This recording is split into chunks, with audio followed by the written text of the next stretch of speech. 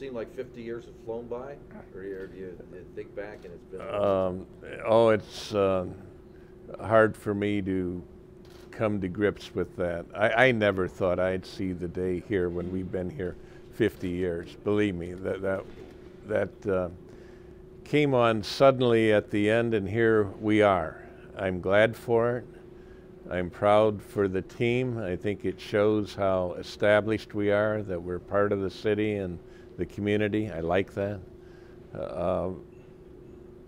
I've seen all these things over the years.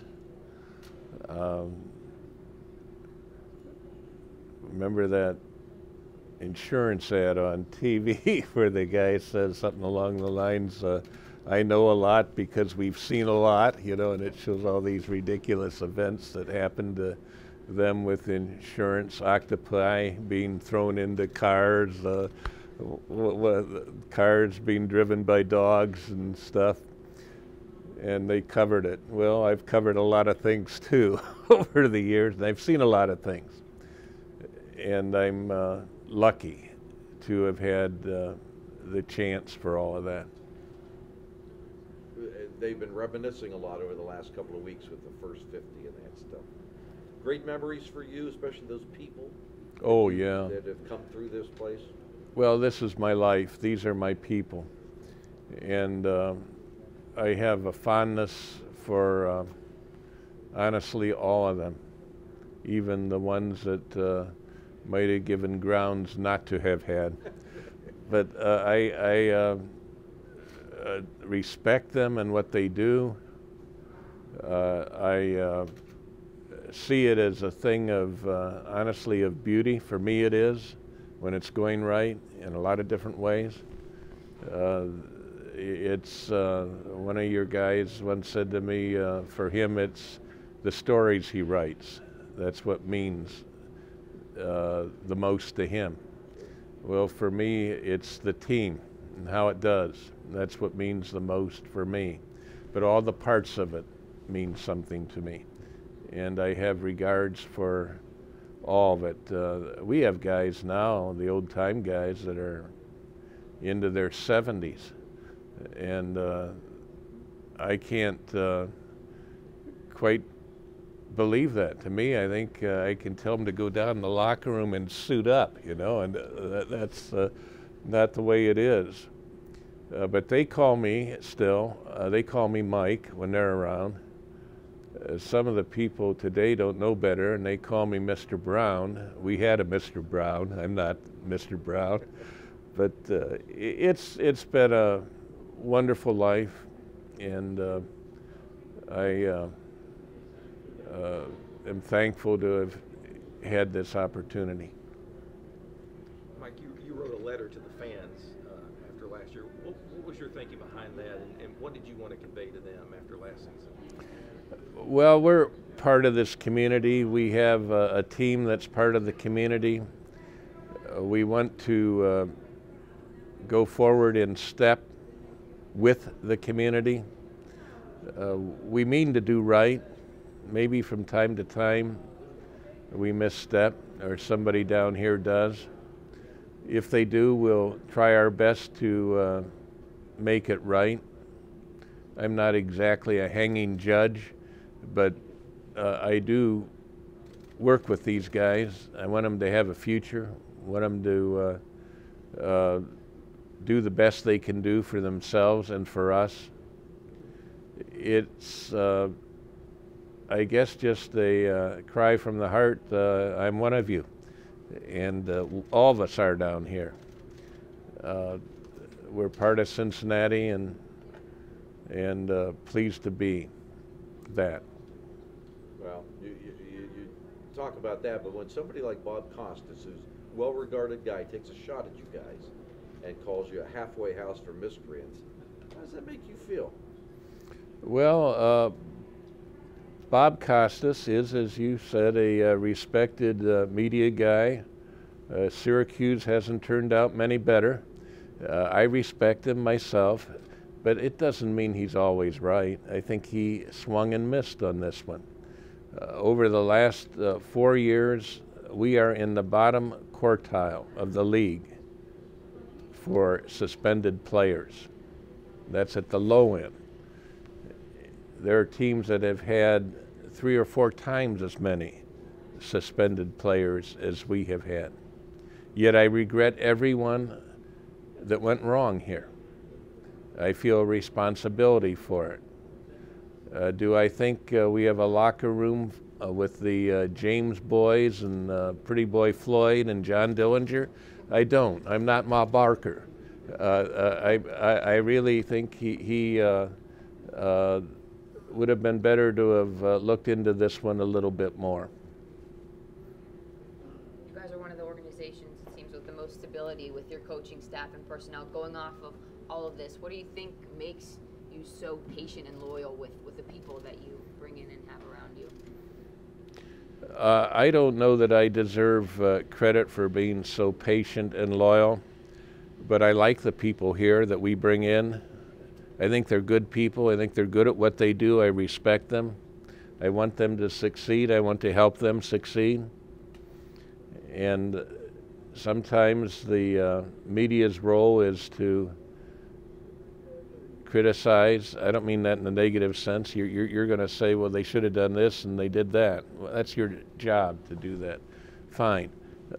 My job is try to get the thing together and run as best as it can.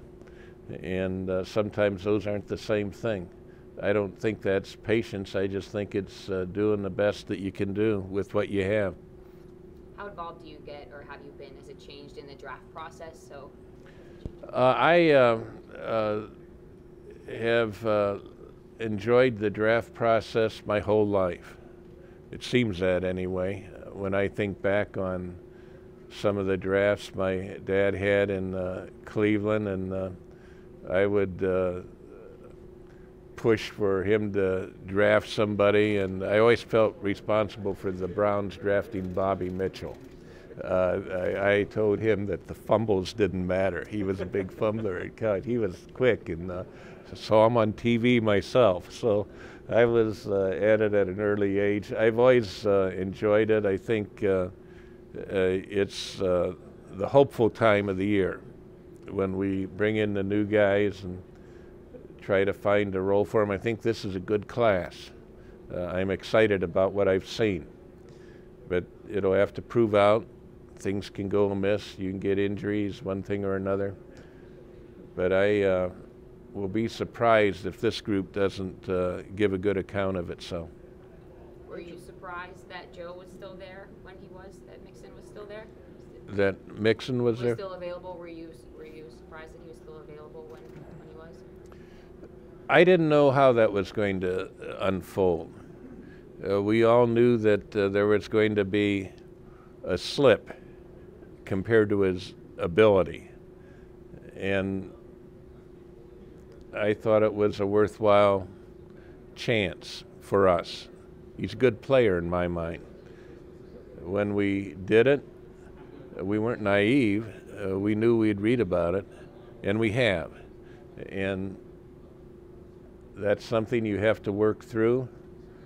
I like to think we have worked through it, and that he will now step up and carry his part of the deal, prove out on the field, and maybe a few years from now, all this questioning will have been put aside.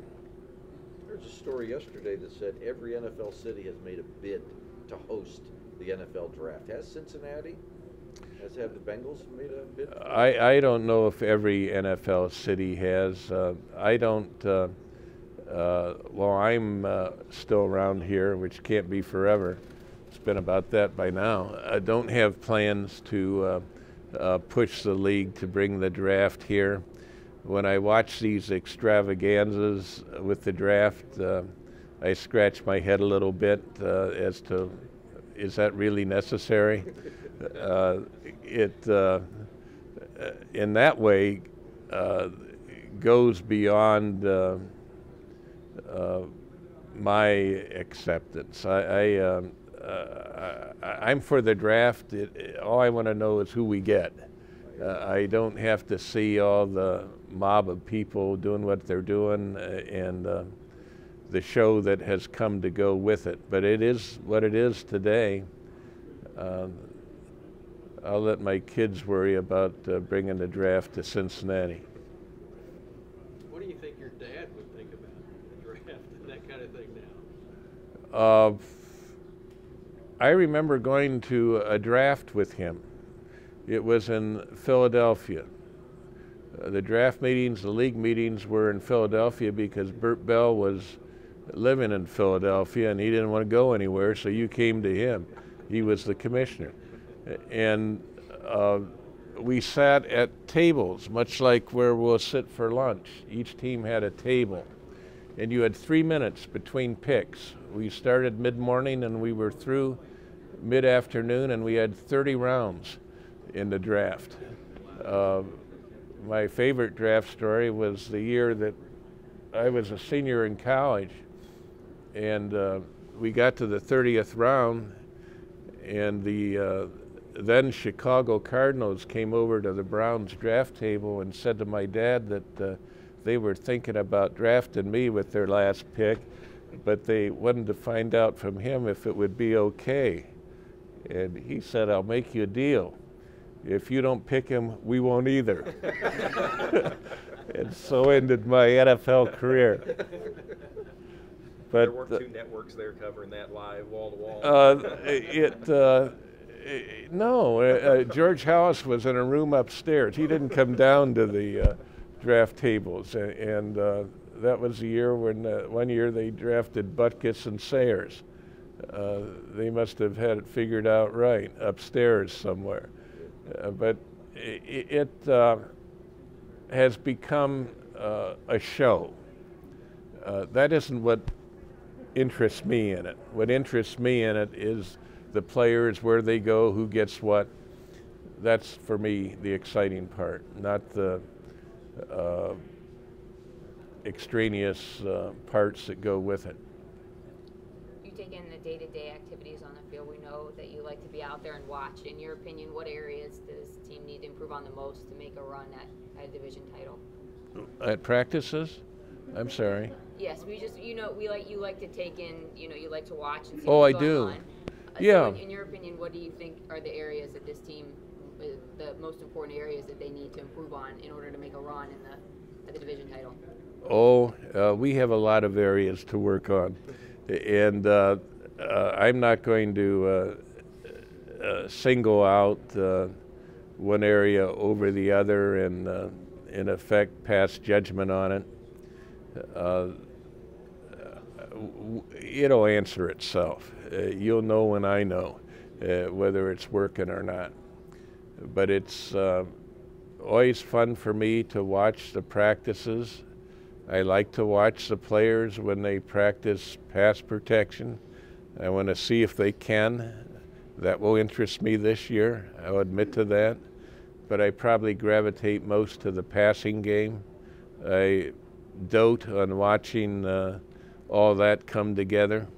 And when it hums, when it works well, when the ball doesn't hit the ground, that for me is a form of beauty. You might like music or painting. I like quarterbacks throwing the ball to receivers, each to his own.